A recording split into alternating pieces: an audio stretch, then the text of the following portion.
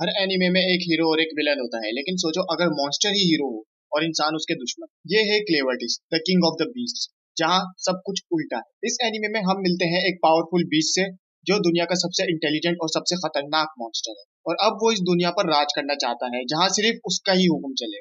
Episode की starting में हमें एक बच्ची दिखाई जाती है जो कि बाहर खेल रही होती है। इस बच्चे का नाम एलिशिया है। थोड़ी देर बाद उसके फादर उसे घर ले जाते हैं।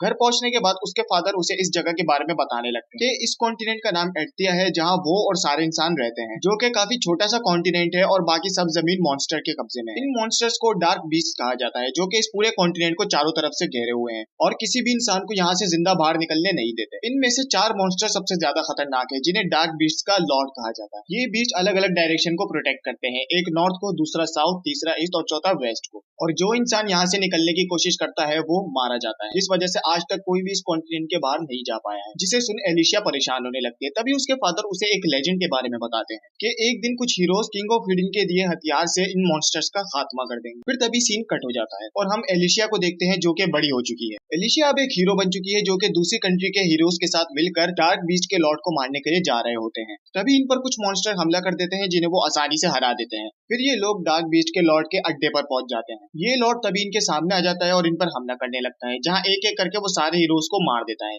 इस डार्क बीस्ट का नाम क्लेवर्टिस है, जो कि एर्तिया के बाहर की साउथ की डायरेक्शन को प्रोटेक्ट करता है। अब हीरोज की वजह से क्लेवर्टिस काफी गुस्सा हो जाता है और सबसे करीब शहर पर हमला कर देता है। इस शहर का राजा क्लेवर्टिस को यहाँ देख समझ जाता है कि हीरोज मर चुके हैं और अपने मिशन में फेल हो गए हैं। राजा यहाँ सारे सिपाहियों को महल की हिफाजत करने के लिए लगा देता है, क्योंकि यहाँ फायर ऑफ हिडन नाम की एक पोस्ट थी, जिसे वो हर हाल में सील करना चाहता था, यानी उसे बचाना चाहता था। इस फौज से हीरोज के लिए हथियार बनाए जाते हैं, जो कि किसी भी डार्क बीस्ट को आराम से खत्म कर सकते हैं, लेकिन उसे सिर्फ हीरोज ही इस्तेमाल कर सकते हैं। क्लेवर्टिस को इस फौज के बारे में पहले से पता था, जिस वजह से वो उस फौज को डिस्ट्रॉय करने की पूरी कोशिश करता है। राजा यहाँ फौज को सील करने ही वाला होता है कि तभी वहाँ क्लेवर्टिस आ जाता है और राजा को किंग ऑफ हिडन कहकर बुलाता है। किंग ऑफ हिडन वो राजा होता है जो सबसे काबिल लोगों को इस फौज से हथियार बनाकर देता है और फिर वो लोग हीरोज कहलाए जाते हैं। क्लेवर्टिस यहाँ पूरी इंसानियत को खत्म करने की धमकी देता है और किंग ऑफ हिडन से पूछता है कि वो और बाकी इंसान उसे क्यों मारना चाहते हैं।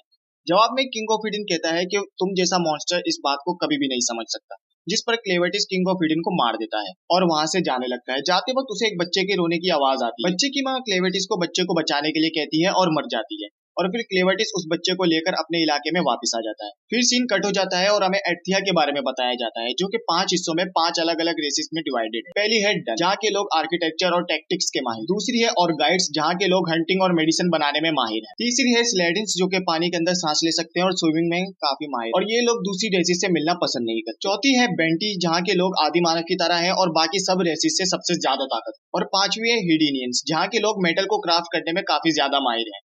यहाँ जो हथियार बनाए जाते हैं वो सबसे ताकतवर हथियार होते हैं। हिडिनियंस की कंट्री यहाँ सबसे छोटी है। इस कंट्री में हीरोज के लिए हथियार बनाए जाते हैं, लेकिन उन्हें सिर्फ राजा या उनकी फैमिली का कोई शख्स ही बना सकता है। एर्तिया के लोगों की आबादी काफी ज्यादा बढ़ रही है और ये जगह अब इनके लिए काफी नहीं, जिस वजह से ये लोग सारे डार्क बीस्ट को मारकर उनकी जगह पर कब्जा करना चाहते हैं। लेकिन डार्क बीस्ट के लॉर्ड की वजह से वो ऐसा नहीं कर पाते। सीन कट हो जाता है और हमें क्लेवर्टिस का अड्डा दिखाया जाता है, जहाँ वो बच्चा मुसलसल रो रहा था और क्लेवर्टिस यही सोच रहा था कि इसे चुप कैसे कराया जाए। तभी वो उसे अपने जादू के जरिए सुला देता है, लेकिन अगर ऐसा ही चलता रहा तो ये बच्चा यहाँ मारा जाएगा। फिर तभी थोड़ी देर बाद बच्चा वापस से उठकर रोने लगता है, जिससे परेशान होकर क्लेवर्टिस उसे कीड़ों के पास फेंक देता है। ये कीड़े इंसानों को नहीं बल्कि उन पर जमी मिट्टी और मेल को खाते हैं और उस बच्चे को पूरी तरह से साफ कर देते हैं, लेकिन तब भी बच्चा चुप नहीं होता। क्लेवर्टिस उस बच्चे को उठाकर उस जगह पर ले आता है जहाँ उसने एलिशिया और बाकी हीरोज को मारा। क्लेवर्टिस एलिशिया को अपने जादू के जरिए वापस जिंदा कर देता है। उसे लगता है कि सिर्फ यही अब उसकी मदद कर सकती है, क्योंकि वो फाइट के दौरान काफी अकलमंदी से क्लेवर्टिस के हर हमले से बच रही और आखिर तक जिंदा रही थी, जिस वजह से वो बाकी हीरोज से काफी ज्यादा अकलमंद। क्लेवर्टिस उसे बताता है कि वो एक जिंदा लाश बन चुकी है और सिर्फ क्लेवर्टिस की पावर की वजह से ही अपने पैरों पर खड़ी है। एलिशिया उसे इंसानों की जबान में बात करता देख डर जाती है और वो ये भी नोटिस करती है कि उसके बॉडी पार्ट जो लड़ाई के वक्त कट गए थे वो वापस से जुड़ गए हैं। क्लेवर्टिस एलिशिया को यहाँ बच्चे को दूध पिलाने के लिए फोर्स करने लगता है, लेकिन एलिशिया उसे बताती है कि जिसने इस बच्चे को पैदा किया है वही सिर्फ इसे दूध पिला सकती है, जिस पर क्लेवर्टिस उसे बताता है कि इस बच्चे की माँ मर चुकी है। एलिशिया को लगता है कि अब क्लेवर्टिस उसे मारने वाला है, लेकिन तभी क्लेवर्टिस उसे अपना सर्वेंट बना लेता है और उससे कहता है कि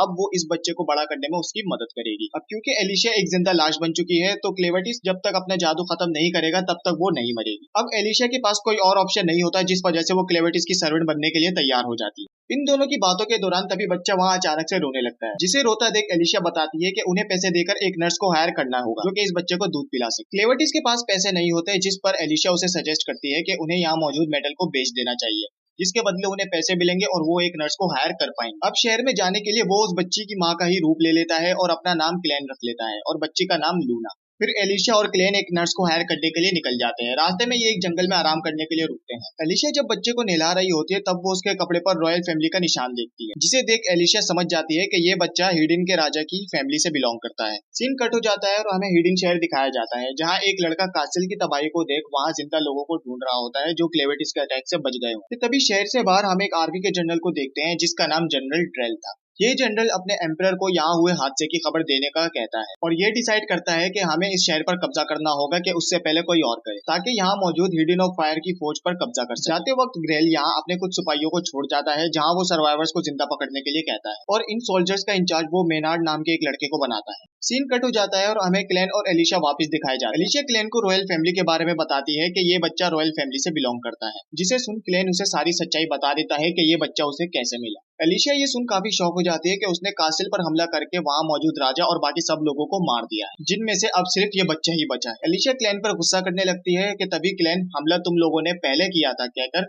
उसका मुंह बंद कर देता है। एलिशा उसे ये भी बताती है कि सिर्फ ये बच्चा ही है जो कि अब फौज ऑफ हिडिन के जरिए हीरोज के लिए हथियार बना सकता है और अगर किसी को इसके बारे में पता चला तो वो इसको बंदी बना लेंगे या फिर इसे मार देंगे। ये सुन क्लेन डिसाइड करता है कि वो इस बच्चे को इंसानों का राजा बनाएगा और इसके जरिए इंसानों पर राज करेगा, जिसे सुन एलिशा समझ जाती है कि अगर इस बच्चे को कुछ भी हुआ तो क्लेन इस दुनिया से इंसानों का नामो निशान मिटा देगा। ये लोग फिर नर्स को हायर करने के लिए निकल जाते हैं, जहाँ कुछ लोग इन पर हमला कर देते हैं। क्लेन पर कोई पीछे से हमला कर देता है जिस वजह से क्लेन बेहोश हो जाता है और फिर ये एपिसोड यहीं खत्म हो जाता है। इस एपिसोड में हमें एक मॉन्स्टर दिखाया जाता है जो कि सिर्फ सुकून चाहता है, लेकिन इंसान उसे मारना चाहते हैं क्योंकि वो उसकी जमीन पर कब्जा करना चाहते हैं। अब वो इंसानों से काफी परेशान हो चुका है और इस दुनिया को बदलना चाहता है। अब इस एनीमे में आगे क्या होगा वो आपको इस वीडियो में पता चलेगा। वीडियो अच्छी लगी हो तो लाइक जरूर कीजिए।